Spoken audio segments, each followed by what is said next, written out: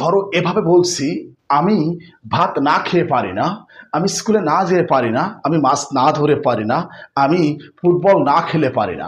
Students লক্ষ্য করো, খুব সহজ একটা স্ট্রাকচার আজকে আমি তোমাদেরকে শেখাবো।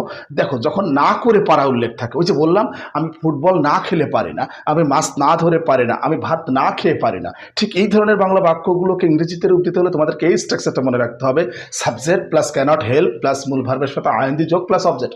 Subject plus cannot help plus মূল ভার্বের সাথে আইএনজি যোগ প্লাস অবজেক্ট।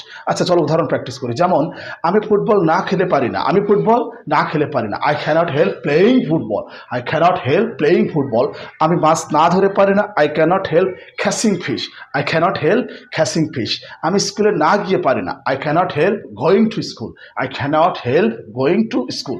অর্থাৎ তোমাদেরকে এটা মনে রাখতে হবে, যখন না করে পারা বাংলা সেন্টেন্সের মধ্যে না করে পারা উল্লেখ থাকবে বা এভাবে তোমরা চিন্তা করবে, তখন তোমাদেরকে এই স্ট্রাকচারটা ফলো করতে হবে, এই স্ট্রাকচারটা ব্যবহার করতে হবে। আমার মনে হয় বুঝতে পেরেছো। To learn more, subscribe my YouTube channel and follow my Facebook profile. আল্লাহ হাফেজ।